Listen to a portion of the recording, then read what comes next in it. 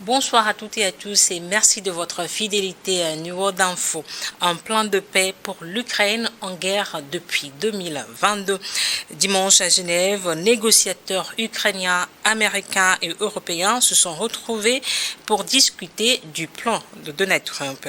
Washington a fixé un ultimatum au 27 novembre, jour de Thanksgiving. Nous décryptons le sujet ce soir avec Mamadou Diouf, éditorialiste. Bonsoir et bienvenue, Monsieur Diouf. Merci, bonsoir Étonnable. Alors, un plan américain qui suscite l'indignation en Europe. Les critiques fusent à l'encontre du test dévoilé par la Maison-Blanche pour mettre fin à la guerre en Ukraine. Qu'est-il reproché fondamentalement à ce projet de Donald Trump? Le premier reproche est un reproche général. Quand c'est Trump qui agit, c'est la méthode Trump. C'est-à-dire quelqu'un qui agit individuellement et qui a tendance à mettre les gens devant le fait accompli. Parce que ce qu'on appelle plan Trump actuellement, Trump a envoyé Steve Witkoff à Moscou. Il allait discuter avec les Russes. Ils ont concocté quelque chose. Ils ont concerté sommairement l'Ukraine, presque pas les Européens, et Trump a sorti un plan en 28 points. Et ça fait que même dans la façon de faire, la guerre en Ukraine, ça concerne les Américains, mais ça concerne l'OTAN, ça concerne les Européens. La logique aurait voulu que tous ceux qui s'étaient mis ensemble contre la Russie soient associés quand il s'agit de faire un plan de paix, mais surtout, c'est l'Ukraine qui est le théâtre des opérations de cette guerre, mais quand on doit parler de paix, l'Ukraine doit être le pays le plus concerné par ce plan de paix. Dans ce plan élaboré sans consultation ni de l'Ukraine ni des Européens. Mais c'est pourquoi, c'est le premier reproche qui est fait à ce plan, mais ça, c'est la méthode Trump. Il l'a fait avec Gaza, il l'a fait partout. Ça, c'est la méthode Trump. Maintenant, il y a un deuxième reproche qui est là, qui est dû au fait que Trump a promis plusieurs fois, il vient de donner encore un ultimatum. Mais le 27 novembre. Mais c'est le énième ultimatum. N'oublions pas qu'il avait commencé par 24 heures. Finalement, il va bientôt fêter son anniversaire. Et il n'a pas réglé ce problème. Pour dire qu'en fait, les méthodes Trump, c'est ça qui pose problème. Il avait promis ici des sanctions tellement terribles contre la Russie que ça va s'arrêter. Où sont les sanctions? La Russie est en train de bombarder, jusqu'à présent, l'Ukraine, même pendant qu'on élabore ce plan qui est en train d'être proposé. Donc ça, c'est la particularité. Alors, quel est le message que le Kremlin envoie? Mais le Kremlin est tranquille parce que c'est comme si Trump est devenu la trompette du Kremlin pour ce qui concerne cette négociation. Puisque à toutes les occasions, Trump a été l'avocat de Poutine. Donnez-leur des terres, cédez ceci, acceptez cela. Et d'ailleurs, c'est un des reproches que l'Ukraine fait à ce plan, qui est vraiment un plan pro-russe, si on peut l'appeler ainsi, parce que la Russie va tout prendre. L'Ukraine, il ne lui restera absolument rien. C'est pourquoi d'ailleurs l'Ukraine le dit clairement, si on accepte le plan comme tel, mais c'est pire qu'une capitulation, c'est carrément une humiliation. C'est les mots qu'ils ont utilisés parce que Trump a tout donné à la Russie dans ce plan qu'il appelle un plan de sortie de crise. Mamadou Diouf, c'est la troisième fois en quelques mois que Washington rejoue cette scène, une tentative de conclure un accord avec Vladimir Poutine avant de reculer. Est-ce que les conditions sont autant inacceptables? Oui, les conditions sont inacceptables parce que la Russie, je le dis tout le temps sur ce plateau, est en position de force par rapport à l'Ukraine. Vous voyez, le président Zelensky l'a très bien compris, de sorte qu'il ne veut pas négocier directement avec la Russie. Il veut négocier soit sous le parapluie américain, il s'est rendu compte progressivement que le parapluie américain est troué, vous le voyez de plus en plus vouloir négocier sous le parapluie européen. Rappelez-vous, Trump a décidé de rencontrer le président ukrainien Zelensky. Il a alerté au niveau européen. Les présidents européens sont venus pour participer à une rencontre alors qu'au départ, ils n'avaient pas été invités à cette rencontre. Parce que Zelensky sait que le même problème qu'il va avoir en face de la Russie, c'est le même problème qu'il va avoir en face de Trump. Il ne sera pas en mesure de faire pression sur le président Trump. On dirait que Volodymyr Zelensky est pris entre deux feux. Mais il est clairement pris entre deux feux aujourd'hui parce que les Américains font partie de ceux qui ont amené la Russie, l'Ukraine plutôt, a persisté dans sa posture jusqu'à ce que cette guerre-là éclate avec l'attaque de la Russie. Mais j'ai dit les États-Unis, parce que c'était avec Biden. Avec Trump, les États-Unis, c'est devenu carrément autre chose. C'est de nous, on veut que la guerre finisse. C'est de nous, on veut venir exploiter des ressources qui sont chez vous, qui nous intéressent. D'ailleurs, des contrats ont déjà été signés pour exploiter ces ressources alors qu'on n'a pas encore fini avec la guerre. Poutine est dans sa stratégie, voir comment faire pour créer une sorte de paix avec Trump plutôt, est dans sa stratégie pour essayer de voir comment créer au moins une paix avec Poutine pour pouvoir faire la guerre économique avec la Chine. S'il peut avoir mieux même, c'est de séparer Poutine et le président chinois. Mais Trump est dans une stratégie qui n'a pas comme priorité de régler la guerre au niveau de l'Ukraine, tout simplement. Il est dans une stratégie qui est beaucoup plus large, et dans cette stratégie, l'Ukraine est simplement une étape. Mais l'Ukraine, c'est-à-dire que les États-Unis, c'est un seul pays, les administrations, le narratif change à chaque fois que l'administration change. En fait, c'est ce qui n'est pas normal. On aurait pu s'attendre à une certaine continuité. C'est pourquoi j'ai dit les États-Unis. Parce que du temps de Biden, mais c'était le soutien militaire, matériel, humanitaire. C'était la locomotive de l'OTAN dans cette guerre contre la Russie. Quand Trump est arrivé, mais ça a été carrément le contraire. Il faut arrêter la guerre. Il avait même parlé de 24 heures. Il n'a pas réussi à le faire. On se rappelle son audience houleuse avec le président ukrainien où il lui dit « c'est toi qui ne veux pas de la fin de la guerre ». Ce qui était totalement insensé parce que c'est l'Ukraine qui subit la guerre. Ce n'est pas l'Ukraine qui a déclenché également la guerre. Quand on te dit c'est toi qui ne veux pas de la paix, ce n'est pas qu'il ne veut pas de la paix, mais ce qu'on lui propose, c'était de l'humiliation, c'était une capitulation pure et simple. Ce qu'il essaye de refuser, et il le dit clairement, il faut au moins qu'on en arrive à une sorte de paix des braves. Parce qu'actuellement, quand on regarde ce plan, ce que la Russie demande, surtout au niveau du Donbass, et que les Américains acceptent, mais si l'Ukraine donne cela, mais c'est de la capitulation. En plus, dans le plan, on demande à l'Ukraine de réduire pratiquement de moitié son armée. C'est-à-dire, c'est comme si on démilitarisait en quelque sorte le pays. On leur demande de mettre fin à toute tentative d'adhésion à l'OTAN. Adhésion à l'OTAN qu'on considère comme étant la source principale de cette guerre. De l'invasion de février 2022. Mais finalement, avec le nombre de morts, avec les infrastructures qui ont été détruites, si on fait un accord dans ce sens-là. Tout ça pour ça. Voilà. Qu'est-ce que l'Ukraine a gagné dans cette guerre? Mais ça va être grave. Mais c'est pourquoi il essaye de résister, mais malheureusement, il ne pourra pas aller très loin parce que le soutien européen ne me semble pas aussi déterminant, même s'il est là, alors que Poutine a conscience qu'il est en position de force. Vous ne le voyez pas trop discuter, même quand il s'est prononcé sur le plan. Il dit tout simplement que ça lui semble être une base pour un accord de paix définitif. Monsieur Diouf, l'un des points les plus sensibles aussi, c'est l'amnistie générale proposée pour les crimes de guerre. Qu'en est-il concrètement?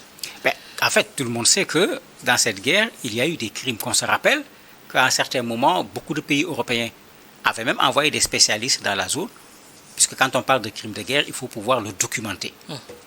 Puisque la CPI et autres, leur procès, c'est extrêmement compliqué. C'est facile d'accuser quelqu'un, mais faire condamner la personne devient beaucoup plus compliqué. Donc, à un certain moment, beaucoup de pays européens ont envoyé des spécialistes sur ces questions là-bas, qui sont allés effectivement pour prendre des preuves, pour documenter, pour que demain, quand les conditions le permettront, que des personnes puissent être traduites devant la justice internationale pour crimes de guerre, crimes contre l'humanité. Mais Poutine le sait très bien. Il le sait très bien. Et puisque plusieurs fois il a pris la parole en disant qu'on va faire la guerre, on va bombarder, on ne peut pas dire qu'il n'est pas au courant. D'ailleurs, n'oublions pas que lui-même, en principe, parce qu'ils appellent ça en principe maintenant, il doit être convoqué par la Cour pénale internationale. Bien qu'aujourd'hui, avec l'arrivée de Trump, c'est passé complètement de l'autre côté, puisqu'il voyage et il est reçu au lieu d'être attrapé et mis à la disposition de la CPI. Donc il y a tous ces éléments qui font que le président russe sait très bien que, avec ce qu'on appelle la compétence universelle aujourd'hui, n'importe lequel des soldats russes ou des administratifs russes qui, d'une façon ou d'une autre, ont pris part à ces crimes de guerre, il suffit qu'ils traversent la frontière russe, ils peuvent être non seulement arrêtés, mais jugés sur la base de la compétence universelle. Mais la guerre, c'est des deux côtés, même si c'est sur le sol ukrainien que le conflit se passe. Mais l'Ukraine aussi aurait eu à faire des crimes de guerre. C'est clair que quand il y a guerre, on ne tire pas d'un côté et de l'autre on reçoit. Mais quand vous regardez le travail qui a été fait, le travail a été fait plus dans le sens des crimes de guerre commis par la Russie que par plus les mercenaires qui sont avec les Russes. Parce qu'au niveau de l'Ukraine également, il y a des mercenaires.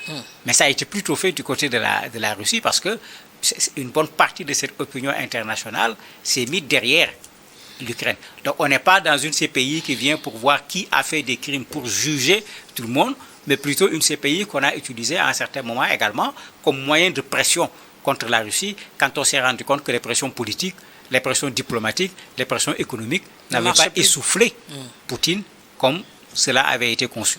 Alors, des dirigeants de l'Union européenne dénoncent un accord qui réduit l'Europe au rang de spectatrice assiégée. Quelle est la marge de manœuvre aujourd'hui pour les Européens? Mais il n'y a presque pas de marge de manœuvre. C'est pourquoi je parle de la méthode singulière de Trump. Rappelez-vous, quand il s'est décidé à résoudre ce problème, qu'est-ce qu'il a fait? Il s'est entretenu au téléphone avec le président russe. Et après, il a rendu compte au président ukrainien. Tu retires presque ton soutien à l'Ukraine. Donc l'Ukraine ne peut plus compter véritablement sur toi pour la guerre.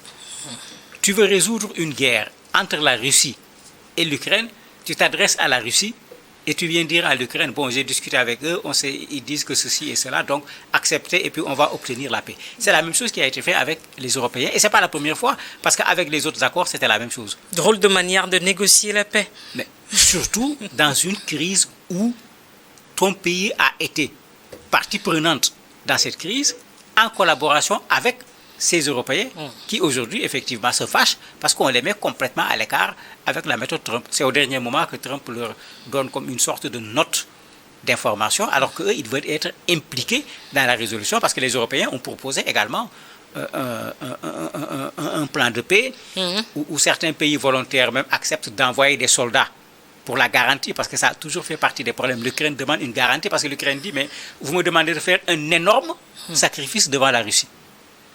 On se rappelle de ce qui a été fait auparavant. Ce n'est pas la première fois qu'il y a eu une guerre. Ce n'est pas la première fois qu'ils ont pris notre territoire. On nous avait demandé... La Crimée en 2014. On avait laissé, ils sont revenus. Mais si vous nous demandez de laisser actuellement, et s'ils reviennent encore, mais personne n'accepte la garantie que l'Ukraine demande. Même les États-Unis, dans l'accord, c'est vrai, dans les 28 points, on parle de garantie de sécurité, mais la garantie est floue. La garantie proposée par certains pays européens qu'on appelle les volontaires, parce que l'Union européenne n'est pas d'accord. La coalition des volontaires? Oui, la coalition des volontaires accepte d'envoyer des hommes. Ce que la Russie ne veut pas? Tout à fait, puisque... Quand sera-t-il... Quand la Russie veut désarmer l'Ukraine, vous n'allez pas lui envoyer encore une autre armée qui est une armée étrangère en plus à côté. Quand sera-t-il à l'arrivée de cette armée, de ces troupes? Mais ça dépendra de ce que contiendra l'accord de paix. Et c'est pourquoi les Européens ne sont pas d'accord, parce que si ce n'est pas contenu dans l'accord de paix, quand vous envoyez les soldats, c'est comme si vous créez un autre problème. D'habitude, dans les accords de paix, même si vous regardez l'accord de paix au niveau de Gaza, il est prévu qu'on envoie des troupes. Mais c'est prévu dans les accords. Ici, quand vous regardez ce que Trump fait, il n'est pas encore dans cette logique qui est la logique des Européens que cette coalition des volontaires puisse envoyer des troupes parce que ces gens-là disent que l'Ukraine a raison. La Crimée était là. Aujourd'hui, on a pris d'autres territoires, pratiquement 23% du territoire. S'ils reviennent encore une fois, qu'est-ce qu'on va dire? Alors, des dirigeants ukrainiens sont qualifiés d'ingrats face à l'aide américaine. Donald Trump peut tweeter en lettres capitales comme il le fait quand il n'est pas content. Aujourd'hui, si les États-Unis cessent leur aide militaire et la fourniture de renseignements à l'Ukraine, est-ce que l'Europe a les moyens de remplacer cet allié? Je ne crois pas que l'Europe a les moyens de remplacer cette aide, mais surtout, il faut relire à l'envers ce que Donald Trump est en train de dire. S'il y a ingratitude, ce sont les Américains qui sont ingrats par rapport aux Ukrainiens. Puisque c'est eux qui ont poussé l'Ukraine dans cette affaire. En lui donnant les garanties. Je me rappelle encore les discours tenus avant que la guerre n'éclate, aussi bien par des présidents européens que par le président américain à l'époque, en disant à l'Ukraine, il n'est pas question qu'il attaque, on ne va pas te laisser, etc. Mais l'Ukraine est un pays souverain, Mamadou Diouf. Souverain, vous savez, j'aime bien le mot, mais cette souveraineté, elle est rare. Parce que même ces pays européens dont on parle, si Trump a cette capacité de pression sur eux, c'est quand même dans la sécurité européenne, où les gens nous disent qu'ils sont souverains, ils ont besoin des Américains. À plus forte raison, l'Ukraine, tout seul, en tant que pays. Donc c'est vrai, l'Ukraine est un pays souverain, mais il faut dire clairement que l'Ukraine a été poussée vers cette guerre. L'Ukraine a fait presque une guerre par procuration pour l'OTAN, pour pouvoir mettre en difficulté la Russie. Mais qui est ingrat aujourd'hui en ce moment? Ce n'est certainement pas l'Ukraine, mais c'est plutôt Trump qui devait être qualifié d'ingrat. Maintenant, les Européens, est-ce qu'ils seront prêts à faire ce que Biden faisait? Parce que Biden pesait sur la balance de tout son poids. Ce que les Européens ne faisaient pas, parce que je me rappelle par moment même, il insistait en disant aux Français, donnez tel type d'armes, en disant aux Allemands, donnez tel type d'armes. Il allait jusqu'à la précision sur les types d'armes qu'il fallait donner à l'Ukraine. Ukrainiens.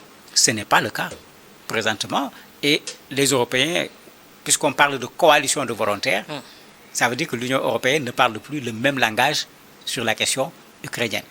Donc déjà, s'ils ne parlent pas le même langage, ça veut dire que le soutien n'est plus le même que pendant que l'ancien président des États-Unis était là. Y a-t-il la moindre chance d'aboutir à la fin de cette guerre? On va aboutir à la fin de cette guerre, ça c'est sûr. La guerre ne peut pas continuer parce que même l'Ukraine est fatiguée, même la Russie est fatiguée. Parce que souvent on dit la Russie est fatiguée.